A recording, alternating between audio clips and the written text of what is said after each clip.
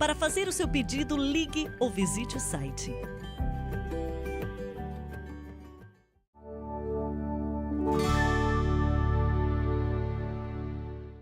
Estamos de volta. Nisso que você mencionou, Dave, isso é mais nos círculos carismáticos? Ou isso também é nas Assembleias de Deus, Igreja de Deus e por aí vai? No mundo batista, isso é muito forte. Sério? Foi lá que eu vi. Mas eles não falam de dons do Espírito lá. Não, apenas de dons. Você tem os dons para falar, para aconselhar, para cantar. E eles então fazem uma prova para ver qual é o seu dom. São várias páginas para ver qual é a sua inclinação e o seu dom, como um teste vocacional que as pessoas fazem. Muito parecido. É isso mesmo.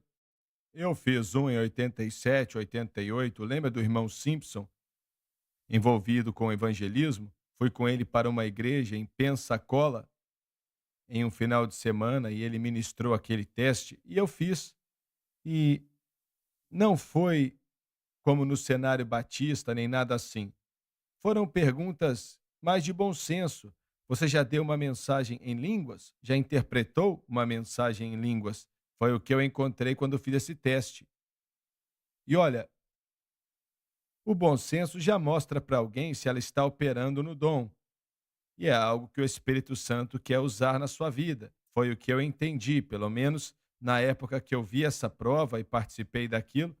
Eu tenho ele em casa até hoje. Faz 20 anos que nem pego naquele teste, mas ele meio que me ajudou a, sabe, apontar pessoas em igrejas pentecostais. O irmão Simpson era pentecostal, da Igreja de Deus.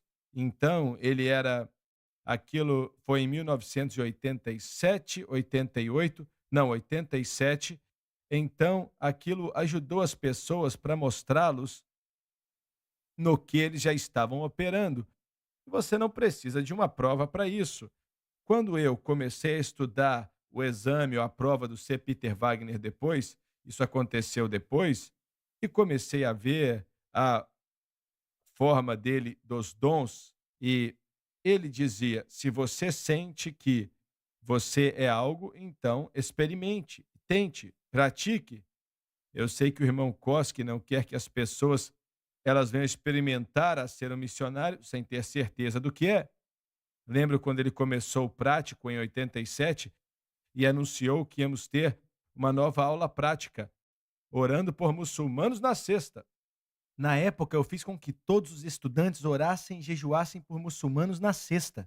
Faço isso até hoje. E eles tinham também que conversar com o muçulmano face a face uma vez por semana. E ainda tinham que ir para a minha aula. Era muito trabalho para um crédito. É verdade. Mas o que quero dizer é que os dons, ou o que eles fizeram foi que marcaram o processo de dons ou a avaliação de dons e transformaram em um produto de crescimento de igreja. Na ideia de que, pastores, se seu povo fizer essa prova, você pode começar a mostrar quem tem qual dom e quem não tem. Olha, irmão Swagger, temos pessoas em nossa igreja que operam nos dons sim, e nós reconhecemos a eles. Não precisam de uma prova para saber que tem que operar neles. Ô, John, eu não sei se você lembra ou não, ou se estava aqui, mas eu fui convidado para a LSU. Você estava aqui? Sim, eu lembro como o Armadilha queria debater o Jimmy Swagger na arena de basquete da LSU. Eu não sabia de nada do Islã, até hoje não sei muita coisa. Na época eu não sabia nada. Então, eu tentei arrumar um material para você se preparar, e um homem na África do Sul tinha debatido o Armadilha no mesmo tópico que era a Bíblia. Eu lembro de você mesmo me passando algumas coisas. Então, foi meio que algo de última hora, mas você proclamou o evangelho, mas o engraçado foi que no meio desse debate, é, o Armadilha te perguntou: eu tenho sua permissão para mostrar esse debate? E você disse, eu me lembro bem, você falou: eu sou editor de televisão e sei o que a edição pode fazer. Se você prometer mostrar em sua totalidade, eu deixo. Mas parece que você vai fazer assim mesmo, pois já gravou. E aí, depois do debate, ele editou a uns 55 minutos e mostrou em todo o Golfo, em países muçulmanos, arrecadando milhões de dólares, voltou para a África do Sul e ele teve um derrame e não pôde falar por uns 10 anos. Então, eu creio que foi o juízo de Deus sobre a vida dele. Olha, eu estive na África do Sul e ele estava na cadeia lá, foi preso por algo que ele tinha feito, tinha roubado dinheiro. E houve uma situação curiosa. E eu não duvido, porque ele tinha me oferecido, depois daquele culto, e eu nunca falei nada para ninguém, é claro. Mas ele falou: podemos ir para as maiores cidades da América, eu vou armar tudo e garanto US$ 10.000 por culto para você. E eu falei assim: me desculpa aí, mas.